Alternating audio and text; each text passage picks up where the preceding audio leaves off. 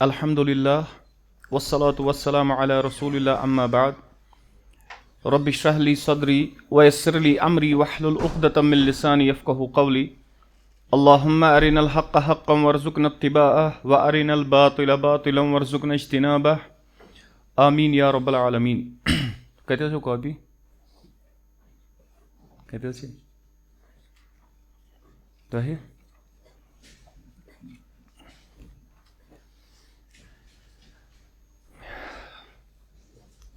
यम Sunday पे गस one गोडनेथ फिकुक class तम पत करो यस ब्या किताब यस शुरू कर तमिक क्लास करो लास्टस इंशाअल्लाह। फिकस अंदर पारान बाब सलातुल ईदैन कि ईद नमाजन मुतलिक और पतमिस क्लास अंदर पर्यो अस व अक्लुहु क़ब्लहा व अक्सुहु फिल अज़हा कि यस लकट ईद ईद उल फितर तम दो रसूलुल्लाह सल्लल्लाहु अलैहि वसल्लम खेवान ईद ब्रोट और सपोर अस कि कम अज कम खे इंसान क्या खजर कज खजर कम अज कम त्रे ठीक है कम अज कम हेक त्रे खेत या ताकस मज हेक सू त्रे खुद ज्यादा खेत 3 5 7 या वह अक्सुहु फिल अज़हा और अपोज करान अपोजिट करान कथ मज ईद उल अज़हा कि दो यानी तम दो खेवान ईद नमाज पत इन वहा अगर तमिस कुर्बानी आसा करें यानी अगर नहीं कंस नफरस कुर्बानी आस करें कहीं तेल हेक सु करित कि सु हेकि ईद नमाज ब्रोट त खेत व तुक्रहु फिल जामिअ बिला उज़रिन और कुन मस्जिद अंदर जामिया मस्जिद अंदर नमाज पढ़ मकरू उज़र वराई कि अगर नहीं कह उज़र आस कहीं तम पत पर इंसान ईद नमाज कत मस्जिद अंदर व युसन्नु तकबीरु मामूमिन इलैहा माशियन बाद सुबह और सुन्नत छो कि यह मामूम आसन यह मुक्तदी आसन तिम करन जल्दी नमाज मुसल्लस कुन युन ईदगाहस कुन गछुन पैदल सुबह पत व तअख्खुरु इमामिन और इमाम करे लेट तोतस तान इला वक्त सलात यानी युतस तान पनुन वक्त नमाज हुन आसि इमाम नेरन गोड़े कहिन व अददुल जुमुअति और अमुक अदद छु जुमुक अदद और तथ मज पाई कि तथ मज इख्तिलाफ कह वन 40 नफर ठीक है कह वन 3 नफर इमामस वराई कह वन 12 नफर इमामस वराई और युस वुच कि राजा कौल युस छु वल्लाहु आलम सु कुस छु यानी 3 नफर इमामस वराई यम छ अम सि गसान जमात खड़ा हेक जुमा त गछित और ईद त हेक गछित यह छु उस मजहब कुन शेख इमाम अबू हनीफा रहमहुल्लाह सबन और सू इख्तियार कोमत शेखुल इस्लाम इमाम तैमिया रहमहुल्लाह सबन दपान युसन्नु अन यरजिअ मिन तरीकिन आखर और सुन्नत छु कि यह कर यी बे वत वापस यम अकि वत किन गछ ईदगाहस कुन और बे वत किन यी वापस और आज वह युस परन छु अस सू छु व युसल्लिहा रकअतैनि क़ब्ल अल खुतबति कि यम विज वन यह नमाज पर यह 2 रकात नमाज खुतबा ब्रोट यानी ईद खुतब दिन ब्रोट अमिस 2 रकात नमाज पढ़न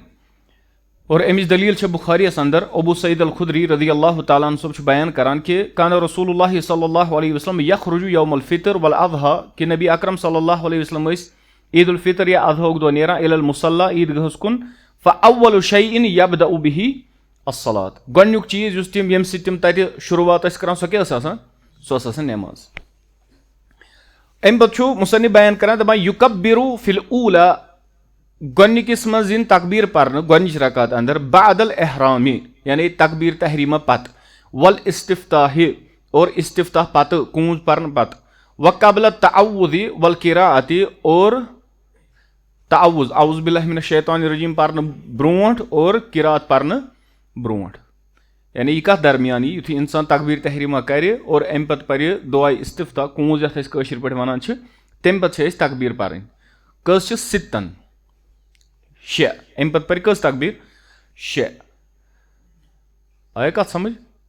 ठीक है यी बथ वन यह क्या मसल छु यानी गोड़ कर अल्लाहु अकबर तकबीर तहरीमा यह जरूरी छु तम पे गंड अथ तम पे पर दुआ इस्तिफ्ता और तम पे कज लट कर तकबीर 6 लट और अम पे कर औज़ु बिल्लाहि मिनश शैतानिर रजीम बिस्मिल्लाहिर रहमानिर रहीम और अम पे पर सूरतुल फातिहा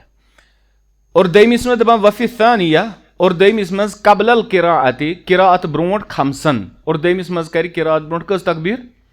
5 तकबीर अत मज अहल इल्मन इख्तिलाफ कि यह तकबीर कस कत पट पढ़ गोडुक मसल हनफिया वनान तिम बयान करान दपान यरौना अन्न सलातल ईद रकातान हनफियन नजदीक यह कि ईद नमाज तिम कस रकात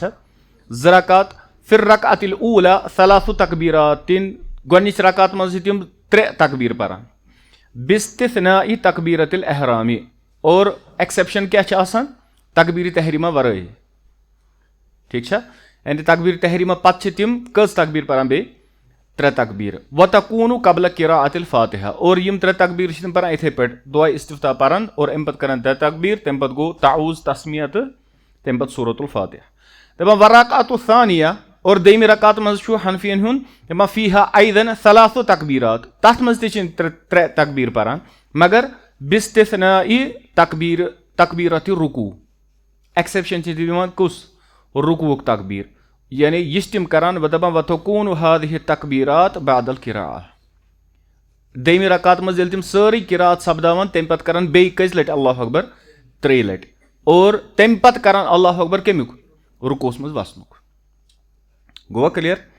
दपान वयस्कुतु बैन तकबीरात और तिम छप करान हर तकबीरस दरमियान बिकदर तस्बीह सलासु तस्बीहातिन यीतिस कालस 3 लट हेक इंसान पढ़ सुबहान रब्बियल आला या सुबहान अल्लाह ठीक सुबहान अल्लाह यीतिस कालस कर अल्लाहु अकबर अम पत कर तीतिस कालस छप यीतिस कालस क्या हेक पढ़ सुबहान अल्लाह ठीक गोवा क्लियर अम पत अल मालिकिया वल हनाबला मालिकियन तो हनाबिलन हुन मसलक दपान यरौना अन्न अदद तकबीरात फिर रकातिल ऊला यकूनु सबअन मा तकबीरतिल एहराम मालिकियत हनाबिला नजदीक गोडनिच रकात अंदर 7 तकबीर मगर तकबीर तहरीमा हेत ती मतनस मज शेखन कोरमुत बयान मतनस मज क्या बयान करना कि युथुई इंसान दुआ इस्तिफ्ताह पढ़ तम पत कस तकबीर पढ़ 6 ठीक तम पत कस पढ़ 6 सतम कुस गोडुक युस तकबीर तहरीमा ठीक वफिर रकात सानिया 6 तकबीरात दपान दमी रकात मज तिम वन 6 तकबीर मा तकबीरतिल क़ियाम तथ सि तिम गड़ान कुस तकबीर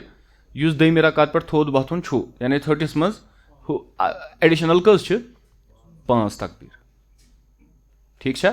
दपान व तकबीरात फिर रकातैन तकूनु कबल किराअत दोनवनी रकातन मज युस यम तकबीर परान यह परान किराअत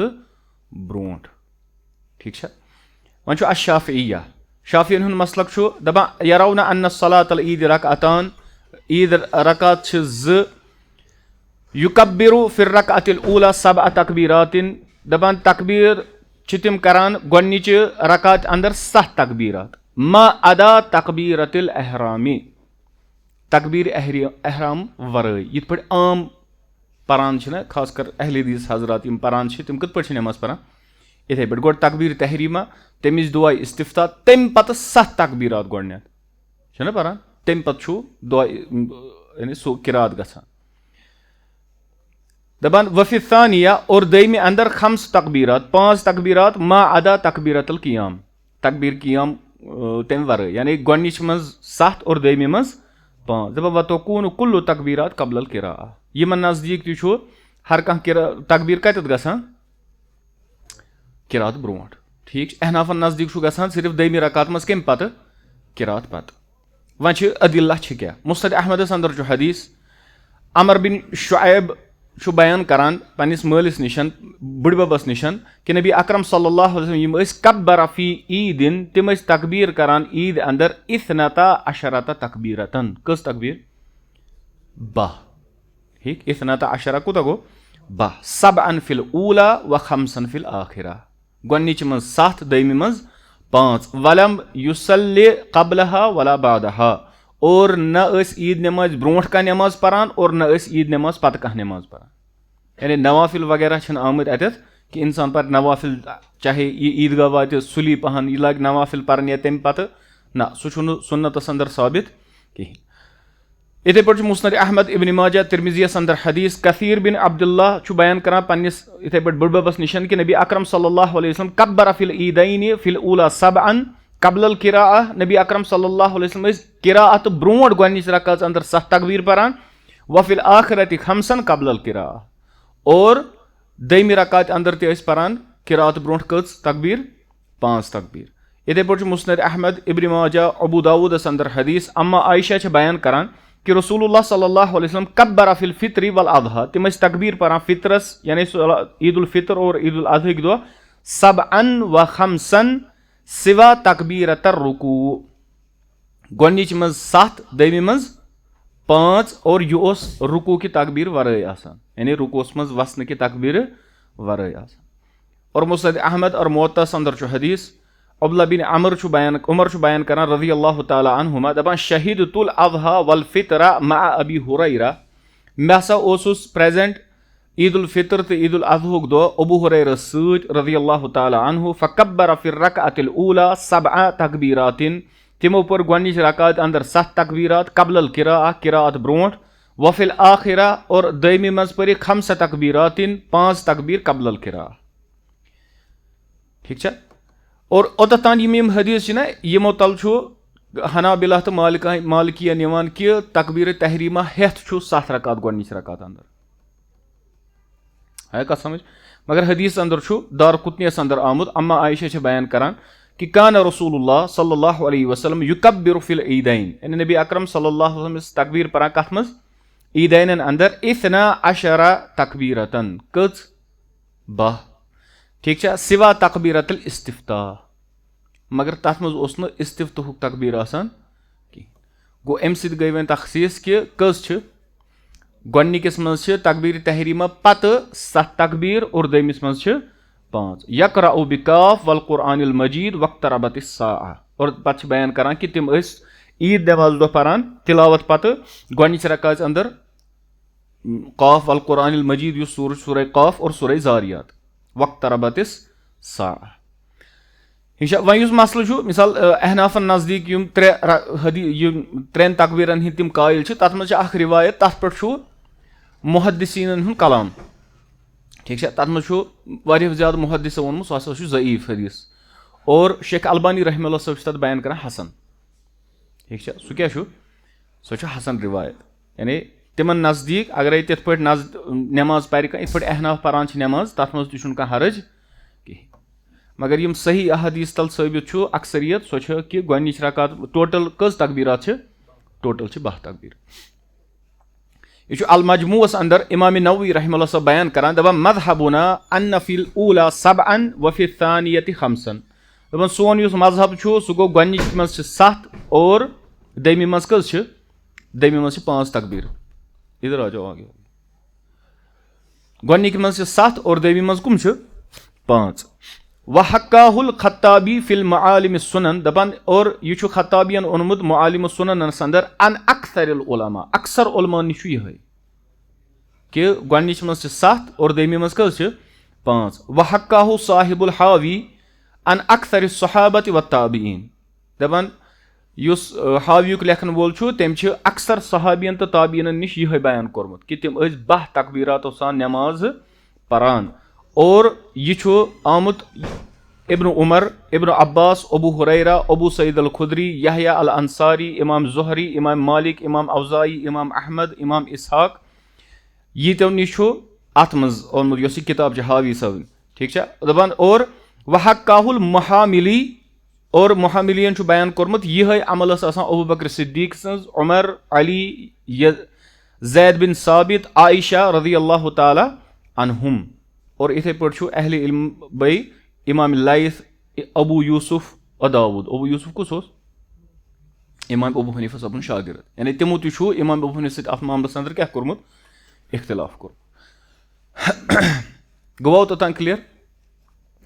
अम पे दोयम मसल दपान हुक्म तकबीरात सलातुल ईद वन क्या तकबीरातन हुंद हुक्म यमन पे क्या हुक्म लगे अत मज तु इख्तिलाफ फुकहान हुंद दपान फज़हबा जमहूरुल फुकहाई मिन अश-शाफ़िइय्या वल मालिकिय्या वल हनाबिला इला अन्नहा सुन्नह यानी जमहूरन नजदीक ईद हुंद तकबीरत परन क्या सुन्नत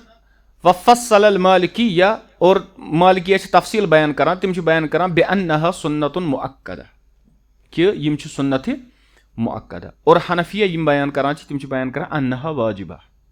कि ईद नमाज अंदर यम तकबीरात तिम क्या तिम वाजिब वन क्या चेंज गस ؤنِو وۄنۍ کیٛاہ فرق پیٚیہِ نٮ۪مازِ اگر تقبیٖر واجب یا سُنت مانو یعنی اگرے جمہوٗرن نزدیٖک اگرے تقبیٖرات مٔشِد گژھن تِمن کیٛاہ چھُ کرُن تِمن چھُنہٕ کِہینۍ کرُن اگر احنافن تقبیٖر مٔشِد گژھن تیٚلہِ کیٛاہ چھُ کرُن تِمن چھُ سجدے سہو کرُن اگر زٲنِتھ مٲنِتھ احناف تقبیٖر تروو نٮ۪مازٕے باطل نٮ۪ماز گٔے باطل ٹھیٖک چھا یہِ پیٚیہِ فرق ٹھیٖک چھا مگر جمہوٗرن نزدیٖک چھُ کہِ یہِ کیٛاہ چھُ یہِ چھُ سُنت اَمہِ پتہٕ چھُ دپان یرفعُ یدیہ مع کُلہِ تقبیٖرتن اتھ چھِ تھوٚد تُلٕنۍ ہر کُنہِ تقبیٖرس سۭتۍ یعنی رفع الیدین چھُ کرُن ہر کُنہِ تقبیٖرس ویقوٗل اور یہِ ونہِ اللہ اکبر کبیٖرا والحمدُللہ کثیٖرا اور اَمہِ پتہٕ چھُ بیٚیہِ سُہ یی بٕتھِ انشاء اللہ گۄڈنیُک مسلہٕ چھُ یُس تقبیٖر تحریٖمہ چھُ تتھ منٛز چھُنہٕ کانٛہہ تہِ اختلاف کہِ تتھ منٛز کیٛاہ چھُ تُلُن اتھٕ تتھ پٮ۪ٹھ چھُ اجماع تتھ منٛز چھِ اتھٕ تھوٚد تُلٕنۍ الا یہِ کہِ انسان آسہِ معذوٗر نتہٕ اگر تمہِ ورٲے تٔمۍ اتھ تُل نہٕ تھوٚد کِہینۍ نٮ۪ماز چھنہٕ مُنعقد گژھان کِہینۍ نٮ۪مازٕے چھنہٕ أمِس اگر نہٕ أمۍ تقبیٖر تحریٖمہ کوٚر وۄنۍ چھُ اتھ منٛز یُس اختلاف چھُ عُلماہن گۄڈنیُک قول یُس چھُ دپان یرفع المصلی یدیہ مع کُلہِ تقبیٖرتن اتھٕ تُلہِ تھوٚد ہر کُنہِ تقبیٖرس سۭتۍ کرِ رفع الیدین دپان وہو مذہب الشافعی یِہے چھُ مذہب شافعی صٲبُن ابو حنیفہ صٲبُن احمد بن حمبل صٲبُن دپان ورِوایتُن عن مالک اور اکھ رِوایت چھِ امام مالک صٲبس نِش یعنی ژۄنوٕنی امامن نِش چھُ کہِ رفع الیدین چھُ کرُن عیٖد ہٕنٛدٮ۪ن تقبیٖراتن سۭتۍ ٹھیٖک چھا اور معاصر علماء ٲسۍ منٛز شیخ بن باز شیخ عثیمیٖن تِم ٲسۍ یی بیان کران کہِ ہر کُنہِ تقبیٖرس سۭتۍ کیٛاہ چھُ کرُن رفع الیدین دوٚیِم قول چھُ دپان لا یرفع المصلی یدیہ فی تقبیٖر دپان اتھ تُلہِ نہٕ تھوٚد تقبیٖرس انٛدر کِہینۍ عیٖد نٮ۪مازِ انٛدر وہو قولُ امام مالک اکھ قول چھُ امام مالک صٲبُن یِہے اور تِم چھِ بیان کران اتھ نسا چھنہٕ دٔلیٖلٕے ییٚلہِ نہٕ دٔلیٖلٕے چھِ اتھ تُلنس اسلیے تُلو نہٕ اتھ تھوٚد یہِ چھِ امام مالک صٲبٕنۍ راے اور واللہ عالم کہِ ییٚتٮ۪تھ جمہوٗر چھِ بیان کران کہِ اتھ تھوٚد تُلُن چھُ اور اتٮ۪تھ چھُ صحابن نِش چھِ کینٛہہ اثر یِوان ثٲبت کہِ تِم ہسا ٲسۍ یہِ عمل کران کہِ تِم ٲسۍ چاہے عیٖد نٮ۪مازِ یا چاہے صلات الجنازہ تتھ منٛز ٲسۍ تِم تقبیٖراتن سۭتۍ کیٛاہ تُلان تتھ منٛز ٲسۍ اتھ تُلان تھوٚد اتھ منٛز چھُ عبداللہ بن مسعوٗد صٲبٕنۍ عمل اتھ منٛز چھُ ابن عباس صٲبٕنۍ عمل تمہِ کِنۍ چھُ جمہوٗرن ہٕنٛز راے صحیح حنفیہ شافعیہ اور حنابلہ تِم کیٛاہ چھِ بیان کران کہِ ہر تقبیٖرس سۭتۍ یی اتھٕ تھوٚد تُلُن امہِ پتہٕ چھُ دپان ما یُقالُ بینہ تقبیٖرات صلات العیٖد وۄنۍ کیٛاہ ونو صلات العیٖد کٮ۪ن تقبیٖراتن درمیان یہِ مسلہٕ چھنہٕ اَسہِ پاے کٲنٛسہِ منٛز ییٚتہِ چھِنہ سمپلی پران ٹھیٖک چھا امہِ حساب چھِ ییٚتہِ سٲری حنفی ٹھیٖک چھا اتھ منٛز چھُ اختلاف حنفیہ یِم چھِ تِم چھِ بیان کران دپان ذہب الی ان المصلی یسقط بین کُلہِ تقبیٖرتین دپان ژھۄپہٕ کٔرِتھ بیٚہہِ ہر تقبیٖرن درمیان أمِس چھُنہٕ پرُن ورُن کِہینۍ اللہ اکبر دپان مقدارِ ثلاثِ تقبیٖراتن یعنی ژھۄپہٕ کۭتِس کالس کرِ ییٖتِس کالس 3 لٹہِ پرِ اللہ اکبر اللہ اکبر اللہ اکبر دپان ولا یُسن لہُ قول شیء بینہما دپان کٕہٕنۍ سُنت چھُنہٕ سُنتس منٛز چھُنہٕ کِہینۍ تہِ چیٖز آمُت کہِ یِمن دۄن تقبیٖرن درمیان پرِ یہِ کانٛہہ چیٖز دپان ویجوٗز لہُ اور احناف چھِ پتہٕ ونان جٲیز چھُ اگر انسان پرِ سبحان اللہ والحمدُللہ ولا الہ الا اللہ واللہ اکبر ٹھیٖک چھا امہِ پتہٕ چھِ مالکیہ چھِ بیان کران دپان ذہب الی ان تقبیٖرات العیٖد تکوٗنُ متتابعتن کہِ کنٹِنیوٗ سۭتۍ سۭتۍ یِن پرنہٕ تقبیٖرات اللہ اکبر پتہٕ سۭتی اللہ اکبر ٹھیٖک چھا یہِ ترٛیش چیٚنۍ پتھر بیٚہنہٕ خٲطرٕ ژٕ جلدی روز حظ کھڑا دپان ولا یُفصل بینہا بفاصلن اور مالکیہ چھِ بیان کران یِمن دۄن تقبیٖرن درمیان تہِ روزِ نہٕ منٛزباگ گیپ کِہینۍ احناف کیٛاہ چھِ ونان کٔژن تقبیٖراتن درمیان کم از کم 3 ییٖتِس کالس تِم چھِنہٕ ونان پرٕنۍ چھِ تقبیٖر مگر تِم کیٛاہ چھِ ونان 3 تقبیٖراتن درمیان تتھ مقدارس برابر کرن یِم ژھۄپہٕ دپان بِستِثناء الامام مالکیہ چھِ ونان مگر ایٚکسیپشن چھےٚ امام سٕنٛز دپان فإنه یُسن لہُ سکوٗت قلیٖلن سُہ ہسا روزِ کینٛہس ٹایمس ژھۄپہٕ کٔرِتھ تاکہِ یِم تقبیٖر پٔتۍ کِنۍ چھِ تٔمِس پران نٮ۪ماز پران چھِ تِم ییٖتِس کالس تقبیٖر پران یعنی اگر امام کرِ اللہ اکبر امہِ پتہٕ کرِ سُہ تیٖتِس کالس پیارِ ییٖتِس کالس پٔتۍ کِنۍ ہُم کیٛاہ کران اللہ اکبر ٹھیٖک چھا دپان ویُکرہُ لہُ قول اَیہِ شیء فی سقوٗطِہِ امام مالک چھُ بیان مالکیہ چھِ بیان کران مکروٗہ چھُ اگر یِم دۄن تقبیٖرن درمیان کانٛہہ چیٖز پوٚر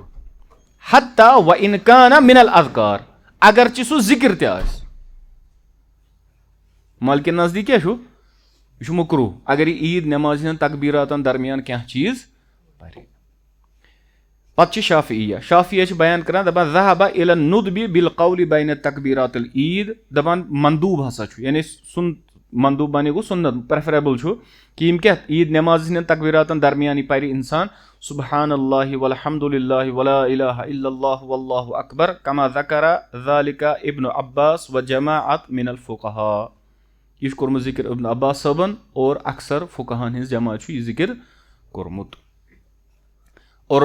یِم چھِ شافعیہ بیان کران دپان بیٚیہِ چھُ جٲیز انسان ہیٚکہِ پٔرِتھ لا حول ولا قوة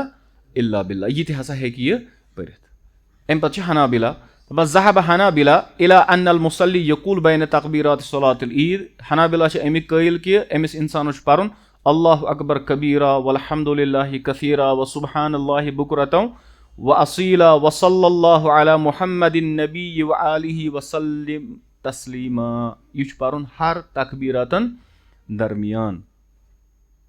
آیہِ کتھ سمجھ وۄنۍ کیٛاہ چھِ امہِ حساب سٲری أسۍ ییٚتہِ نہ مالکی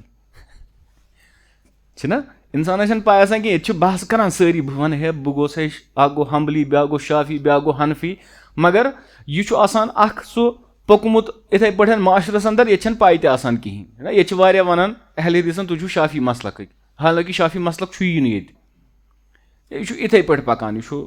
انسانن بوٗز تہٕ ژھٕنِن کتھا کٔرِتھ پتہٕ أمِس علم آسہِ یا نہٕ آسہِ ٹھیٖک چھا امی چھُنہ امام قتادہ رحمہ اللہ صٲب غالباً تِم ٲسۍ بیان کران تہٕ فرماوان لو سقط الجاہل لسقط الخلاف اگر جٲہل ژھۄپہٕ کٔرِتھ بیٚہن اختلاف پیٚیہِ ہا ؤسۍ اگر علماء ییٚتہِ کتھ کرہن یِمن دیٖنُک علم آسہِ اگر تِمے ییٚتہِ کتھ کرہن اختلاف روزِ ہا نہٕ کِہینۍ اور یہِ چھُ یُس یہِ قول چھُ یہِ چھُ ابن مسعوٗد صٲبس نِش تہِ راج کہِ ابن مسعوٗد صٲب تہِ ٲسۍ یہِ تِمن نِش تہِ چھُ آمُت تِم تہِ ٲسۍ یِہے بیان کران یہِ اللہ اکبر کبیرا والحمد للہ کثیرا وسبحان اللہ بکرۃ واصیلا یعنی ہر تقبیٖراتن درمیان تُہۍ وٕچھِو تیٚلہِ کۭژاہ نٮ۪ماز چھِ زیٖٹھ پرٕنۍ ٹھیٖک چھا مگر اکثر چھنہٕ عمل چھنہٕ اتھ پٮ۪ٹھ گژھان کہیٖنۍ ٹھیٖک چھا اور یِتھ پٲٹھۍ گژھِ نہٕ أمِس چھُ آمُت کہِ یہِ چھُ اَسہِ امہِ برونٛٹھ تہِ پوٚرمُت کہِ انسان گژھِ اگر سُنت چھُ آمُت کُنہِ عملہِ منٛز دۄیو طٔریٖقو دۄنوٕنی طٔریٖقن پٮ۪ٹھ گژھِ عمل کرُن بعض اوقات گژھِ ہُہ کرُن بعض اوقات گژھِ یہِ کرُن ٹھیٖک چھا امہِ سۭتۍ چھِ دۄنوٕنی سُنتن پٮ۪ٹھ کیٛاہ گژھان عمل گژھان مگر یہِ تہِ چھُ تھاوُن ذہنس انٛدر کہِ اگرے معاشرس منٛز کانٛہہ چیٖز چھنہٕ پاے کِہینۍ ٹھیٖک چھا پتہٕ گوٚوس بہٕ نٮ۪ماز پرنہِ کھڑا اور مےٚ تُج اور مےٚ ژھُن پانے یہِ کٔرِتھ مےٚ لٔج پاے بہٕ چھُس دپان بہٕ ہاو نوٚو لُکن لُکھ ونن أمِس کوٗتاہ علم چھُ بٔلکہِ یہِ چھُ امہِ سۭتۍ لُکن منٛز معاشرس منٛز انتشار تراوان امہِ سۭتۍ چھُ مُتنفر لُکھ گژھان ٹھیٖک چھا اسہِ چھُ یہِ تہِ تھاوُن ذہنس انٛدر کہِ اگر کانٛہہ سُنت چھُ معاشرٕ منٛزٕ ختم گوٚمُت یہِ چھنہٕ لُکن پایی یہِ چھُ وارٕ وارٕ کیٛاہ کرُن یہِ چھُ لُکن منٛز اُجاگر کرُن ہے سُنتا چھُ یِتھ پٲٹھۍ تہِ ٹھیٖک چھا اتھ پٮ۪ٹھ عمل کرٕنۍ یہِ اتھ پٮ۪ٹھ دلالت کرٕنۍ اتھ منٛز چھُ اجرِ عظیٖم مگر یہِ گژھِ تتھ طٔریٖقس پٮ۪ٹھ آسُن یتھ منٛز حکمت تہِ مبنی آسہِ ٹھیٖک چھا یِتھے پٲٹھۍ مٲنتو عیٖد نٮ۪ماز چھےٚ عیٖد نٮ۪ماز مثال بہٕ لاگناو عیٖد نٮ۪ماز پرُن پتہٕ چھُس بہٕ کران اللہ اکبر پتہٕ لاگہٕ بہٕ اللہ اکبر کبیرا والحمد للہ کثیرا یِم پٔتۍ کِنۍ آسان تِمن چھنہٕ اَمہِ یہِ پاے کِہینۍ امہِ سۭتۍ گژھن مُنتشر لُکھ ٹھیٖک چھا بیٚیہِ چھُ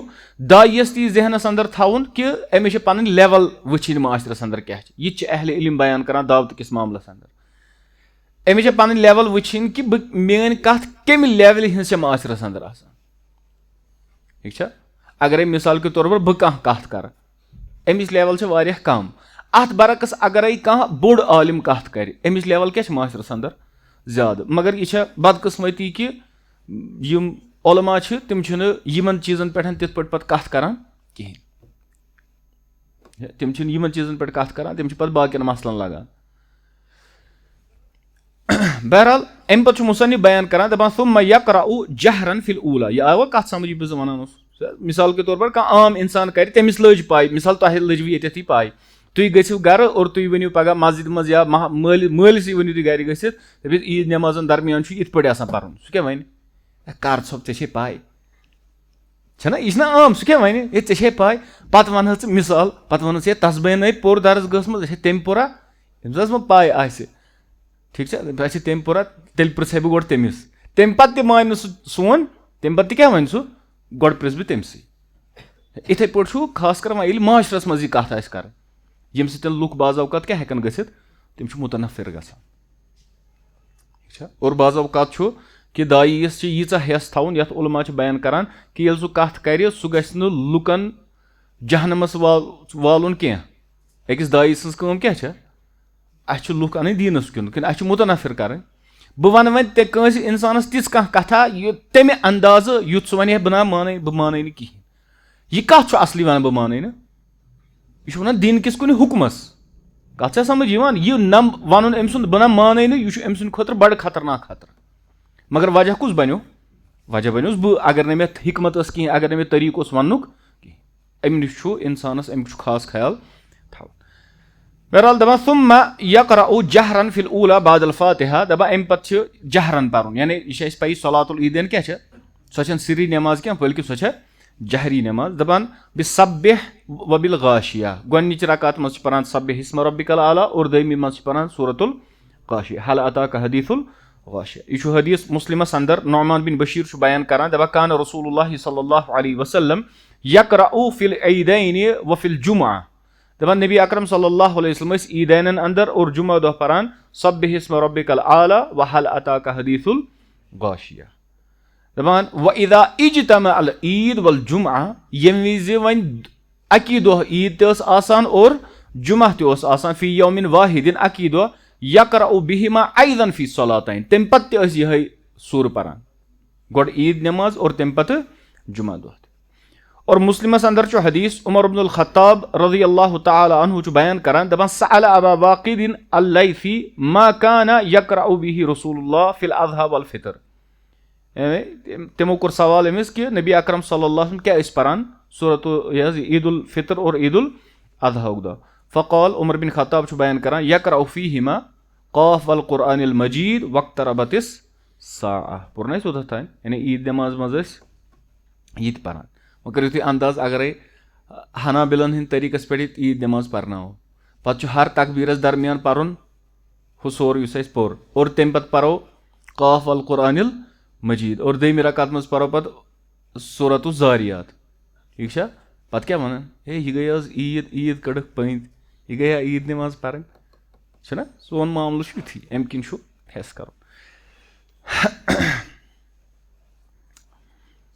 دَپان فَإِذَا سَلَّمَ وۄنۍ ییٚلہِ اِنسان اِمام سلام پھِرِ خطبہ خُطبتَینہِ کَخُطبتَیہِ الجُمعہ یہِ پرِ زٕ خۄطبہٕ یِتھ پٲٹھۍ جُمہُک خۄطبہٕ آسان چھُ مُصنِف بیان کران یہِ چھا گوٚو یہِ کَتھ مسلکس منٛز چھُ رایج حنابِلن ہِنٛدِ مسلکس ٹھیٖک چھا اور اَتھ منٛز چھِ واریاہ فُقہا اَتھ کُن گٔمٕتۍ کہِ عیٖد نٮ۪ماز تہِ کیٛاہ چھِ زٕ خۄطبہٕ یہِ چھُ رِوایت ابن ماجہس اندر جابر چھُ بیان کران دَپان خراجہ جابر رضی اللہ تعالیٰ عنہ دَپان خراجہ رسول اللہ نبی اکرم صلی اللہ علیہ وسلم درٛاے یومہ فِطرِن او اضحیٰ عیٖد الفطر یا عیٖد الاضحیٰ دۄہ دَپان فخطبہ قائمن اَمہِ پتہٕ دِتُکھ کھڑا خۄطبہٕ ثُمَّ قعد قعدتن اَمہِ پتہٕ بیٖٹھ ثُمَّ قام اَمہِ پتہٕ گٔے بیٚیہِ کھڑا ٹھیٖک چھا یہِ چھِ رِوایت مگر یہِ رِوایت چھِ ضعیٖف اَتھ چھُ اِمام بوصیری صٲبن تہِ اور شیخ البانی صٲبن تہِ ووٚنمُت یہِ کیٛاہ چھےٚ یہِ چھِ ضعیٖف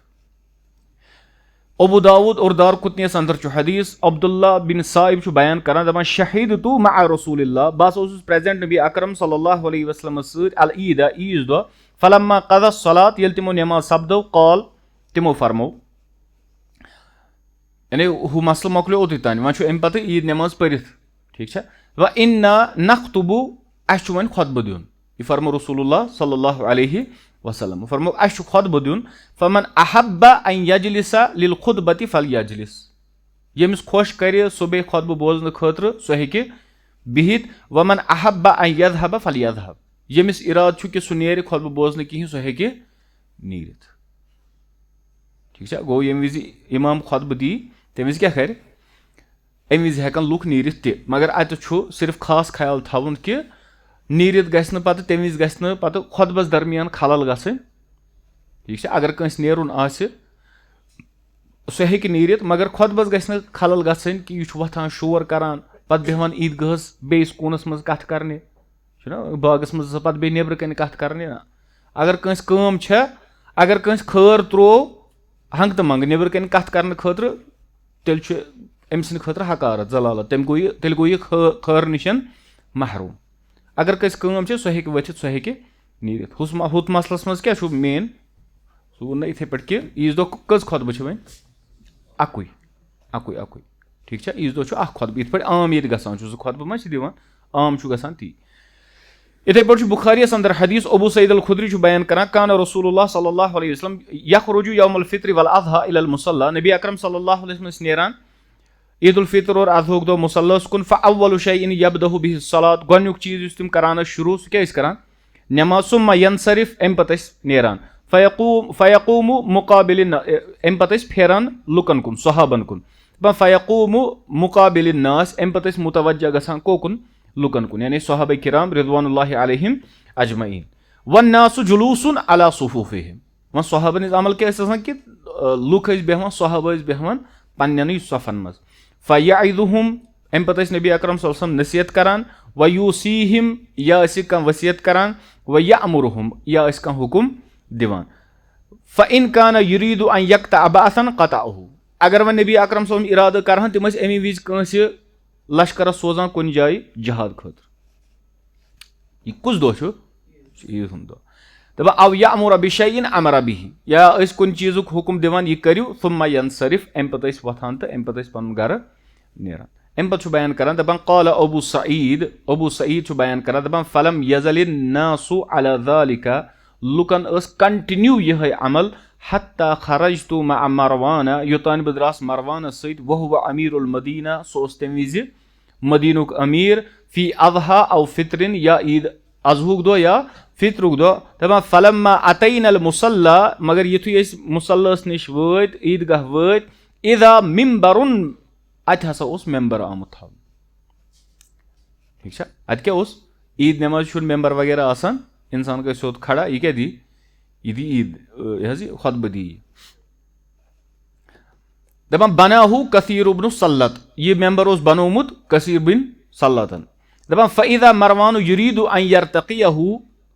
क़ब्ल अन युसल्लिया मरवान कोर इराद कि सह खसि मेंबरस पे नमाज ब्रोट दपान फ़जबज़तु बिथौबिही मे कर तमिस मे लोम तमिस पलवस ठीक है मे लोम तमिस पलवस यानी चे हेक और खसित दपान फ़जबदनी तम जुड़कोवस बह यानी तम कोर पलवन इत पे तम कर पन पलव यल फ़रतफ़अ फ़ख़तब क़ब्ल सलात सह खोत मेंबरस पे और तम दुत खुतब नमाज ब्रोट दपान फ़क़ुल्तु लहु और मे वोन तमिस गय्यरतुम वल्लाहि चे कोरुत नबी सुन सन्नत चेंज अल्लाह ताला सुन कसम ठीक है दपान फ़क़ाल अबा सईद अबू सईद बयान करान कद ज़हब मा तअलमा यानी अम वोन अबू सईदस दनस हे तम दह गई यमन दोहन सत दोनवनी कथन पे त्रैजो नजर ठीक है दपन यानी तम दह मकले यम विज लुक गोड़े पत नमाज पे आसान बराबर पत नमाज पत कथ प्यारान खुतबस अम पे बोजान नसीहत अम पे तिमन पाय आसान ना अच्छा नसीहत जरूरत अम पे बोजान अम पे अमि खैर खतर रुकान यह मुराद कि तम दह गई कि लुक प्यारहन यह हालत सन ना चाहे जुमा दो या चाहे ईद नमाज मज वो तो रुखसत रसूलुल्लाह सल्लल्लाहु अलैहि वसल्लम दिसमज तुम वो सन हालत क्या जुमा दो पत वन बे आखरत खुश करान कि दुनिया बह क्या वन खट कर बह मे आखरत मगर अल्लाह ताला क्या बयान करान युथु ईद नमाज यह जुमा नमाज निदा बोजान फसऔ इला ज़िक्रिल्लाह तुम को दूरियो अल्लाह ताला जिक्र खुतबस कुन और तम दह खुतब बोजन क्या वाजिब और अम दह कत सौदा करान खरस कत सौदा करान इंसान दुनिया खतरे करान अल्लाह ताला बयान करान कि अल्लाह ताला बेहतर रिज़्क दिन वोल मगर यह मामूली चीज खतर सान सौदा कर ती बयान करान दपान कद ज़हब मा तअलमु सह मकलो यथ हालस सत लुकन हुंद हाल क्या फ़क़ुल्तु मगर मे वोन अमिस मगर अम सत मा हेक सुन्नत चेंज गसित कथ आया समझ अम कथ सतन हेक न सुन्नत चेंज गसित कि लुक गसन चेंज अम मतलब गो क्या करो त करो लुकन हिंद मुवाफिक शरीयत चेंज न यह इम्पॉसिबल शरीयत हेक न चेंज गसित कहें अमिस अबू सईद बयान करान दपान मा आलम वल्लाहि खैरन मिम्मा ला आलम दपान यह बह जानान सू बेहतर तम खुद यह बह आज जानान यानी यह करान बेहतर कुछ تی ییٚمیُک مےٚ علم چھُ دَپان فقال أمۍ ووٚن مروانن أمِس اِن الناس لم یکوٗنوا یجلسوٗن لنا بعد الصلاۃ لُکھ ٲسۍ نہٕ نٮ۪مازِ پتہٕ بیٚہوان کِہینۍ فجعلتها قبل الصلاۃ مےٚ بنوو خۄطبہٕ کمہِ برونٛٹھ وۄنۍ نٮ۪مازِ برونٛٹھٕے ٹھیٖک چھا تٔمۍ ژھُن سُنتس تغیُر تبدیٖلی کٔرِتھ تاکہِ لُکھ کیاہ کرہن لُکھ بوزہن ٹھیٖک چھا مگر یہِ چھُنہٕ صحیح عمل کہِ انسان کرِ سُنت سٕے چینج لُکن مُطٲبِق بلکہِ لُکھ چھِ کران چینج کتھ مُطٲبِق سُنتس مُطٲبِق ٹھیٖک چھا اور یہِ چھےٚ سٲنۍ کمزوٗری اتھ منٛز چھِ اسہِ نۄقصان اتھ منٛز چھُنہٕ کٲنٛسہِ اِمامس نۄقصان یا کٲنٛسہِ وایزس نۄقصان بلکہِ نۄقصان کٔمِس چھُ نۄقصان چھُ بوزن وٲلِس أمِس چھِ أسۍ وٕچھان صحابن مُتعلق یا یِم تہِ تابعیٖن اسلاف ٲسۍ ییٚلہِ تِم بوزان ٲسۍ آسان تِم ٲسۍ بیان تِمن مُتعلق کیاہ چھُ آمُت زن ٲسۍ تِمن علی رؤوسِہِم الطیر زن ٲسۍ تِمن آسان کلن پٮ۪ٹھ پٔرِندٕ بِہِتھ یعنی تِم ٲسۍ آسان سٹیچوٗ ہی تِم کرہن نہٕ اورٕ یورٕ کشہٕ سٲنۍ پٲٹھۍ حظ یِتھ پٲٹھۍ ؤنی یِن زامنہِ یِن کشو تھکو ہُہ کرو یہِ اوس نہٕ آسان تتہِ اوس الگ معاملہٕ آسان ٹھیٖک چھا ییٖژاہ ہن چھِ سٮ۪ٹھاہ انشاء اللہ اللہ تعالیٰ ہس منٛگو اللہ تعالیٰ دِیِن عمل کرنُک توفیٖق